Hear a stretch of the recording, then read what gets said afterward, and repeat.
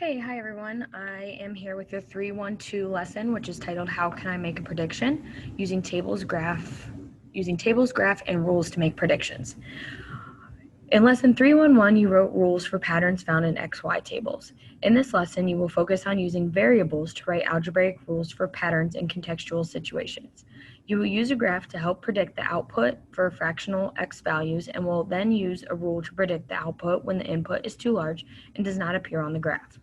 While working today, focus on these questions. How can you write the rule without words? What does x represent? And how can you make a prediction? So we're going to skip down to problem 310.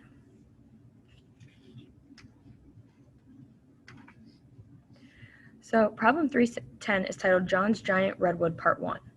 John found the data in the table below about his favorite redwood tree. He wondered if he could use it to predict the height of the tree at other points in time. Consider this as you analyze the data and answer the questions below. Be ready to share and justify your answers with the class.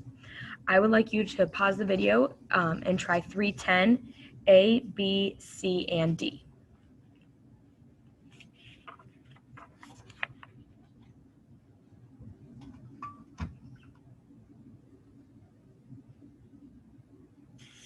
Okay, if you are back with me, sorry about this.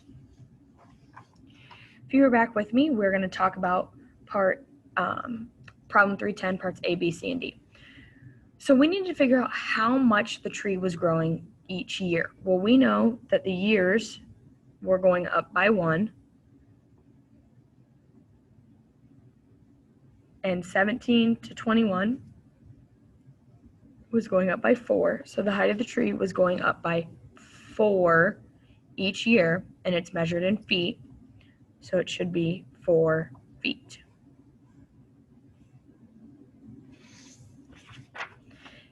If you look at part B, it asks, how tall was the tree 2 years after it was planted? What about 7 years after it was planted? How do you know? Well, you know from the chart, at 3 years it was At 3 years it was 17 feet tall. So if we wanted to extend that chart, I'm just going to remake it real fast. So this is number of years after planting.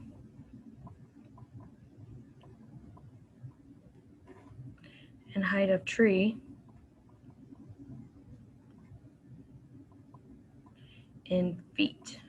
And I'm just going to start 0, 1, 2, 3, 4, 5, 6, 7.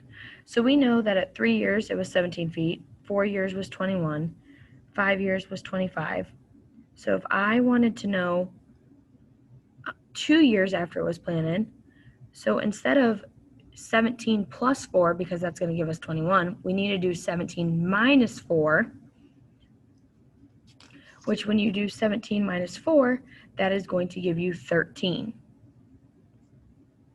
Now it wants to know up to 7. So 25 to go to year 6, we need to add 4, which is 29. And then from year 6, which is 29, to year 7, we need to add 4, which is going to be 33. So 2 years is 13 feet. And 7 years is 33 feet. Part C says, how tall was the tree the year it was planted? Well, I kind of extended the table up here, so we're going to go back to this table and use this. So again, 15 minus 4 is going to give you 9, and 9 minus 4 is going to give you 5 feet. So at the year 0, which is the year that it was planted, it is going to be 5 feet tall. Okay, you didn't plant the tree as a seed. It had some height to it. It was 5 feet tall when you planted it. So estimate the height of the tree 50 years after it was planted. How did you make your prediction? So this is kind of an opinion question. Okay, some of you might have extended the pattern. Some of you might have used a rule. So we're actually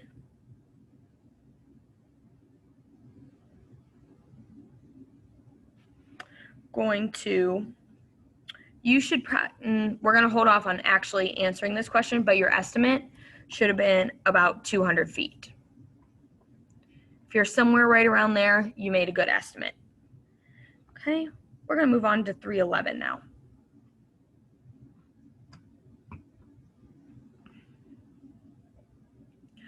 So it says, John decided to find out more about his favorite redwood tree by graphing the data. Click in the lower right corner of the graph to view it in full screen mode. Okay, there's Desmos, so if you're on the ebook, you can get it there. On the lesson 312B resource page provided by your teacher, or using the John's Giant Redwood Student E-Tool, you can use that on Desmos, plot the points that represent the height of the tree over time. What does the graph look like? Does the graph represent a proportional relationship? Justify your answer. So you should have a resource page, but if you don't have a resource page, just use a graph. Okay, so you want to make your graph count by ones on the x-axis. You can count by twos on the y-axis. And what I would like you to do is I would like you to answer parts A, B, C, and D on this problem. Pause the video to do that.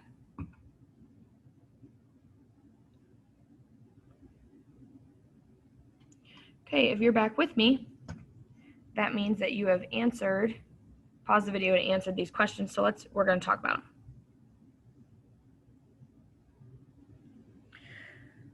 So on the resource page,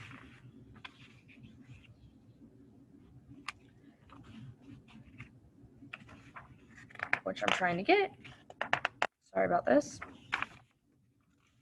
This is what your graph should look like.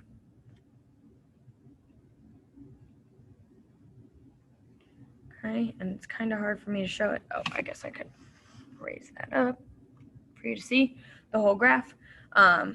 So we started at 0, so it should have been 0, 6. 1 year, your table showed 9 feet. 2 years was 13. 3 years was 17. 4 years was 21. 5 years was 25.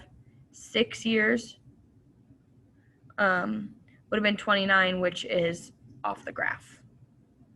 Okay. So now you needed to describe that line. Well, it looks like a line. Okay, we don't have any shape to it. It just looks like a line.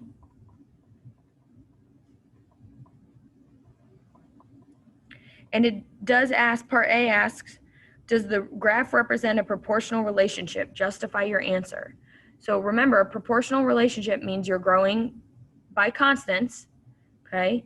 And it would need to go through the origin. So does this go through the origin? Well, no, it doesn't, because at year 0, it was 5 feet tall. So this is not a proportional relationship.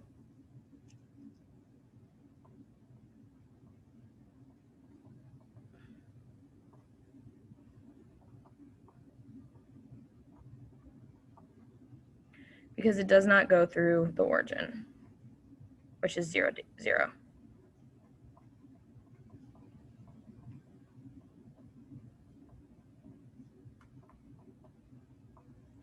So part B says, does it make sense to connect the points? Well, the graph that I showed you, okay, the points are connected. It does make sense to connect the points here because the tree is growing continuously between the start of every year.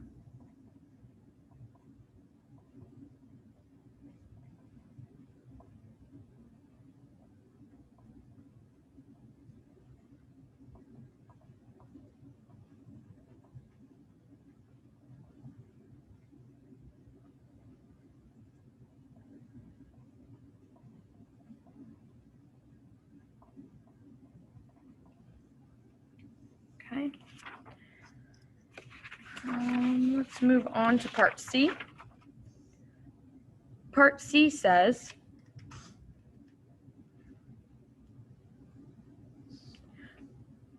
according to the graph, what was the height of the tree 1.5 years after it was planted? So again, we need to go back to the graph.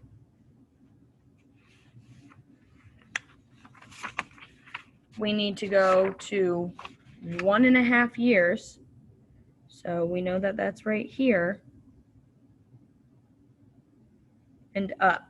We're right under 12. Oh, I'm sorry, you can't see that. Okay, so 1.5 years right here, and we're right underneath 12, so it should be 11 feet.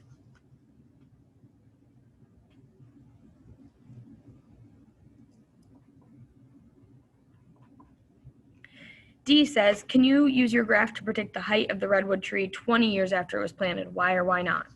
Well, if we're looking at our graph again, okay, years is our x-axis, so could we predict 20 years after it was planted? No, you can't using this graph unless the graph was extended.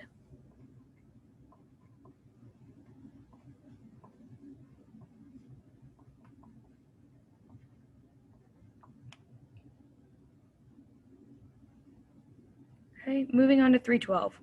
312 says, John is still not satisfied. He wants to be able to predict the height of the tree at any time after it was planted. Find John's table on your resource page and extend it to include the height of the tree in the 0th year, the 1st year, the 2nd year, and the 6th year. So now you are going to pause the video again, and you are going to answer part A only. Okay, if you're back with me, you should have answered part A. So part A, your table should be filled out, which we kind of already did in problem 310. But 0 should have been 5. Year 1 was 9, 2, 13, 3, 17, 4, 21, 5, 25, 6, 29. So you don't have to write anything there for that. B, if you have not already done so, use the ideas from the silent board game to write an algebraic rule for the data in your table. Be sure to work with your team and check that the rule works for all the data. So we did not do the silent board game problem, so I'm going to explain this to you. The silent board game problem and what it wants you to do here is find a rule, which is y equals something x, mx, plus b. That works for everything here.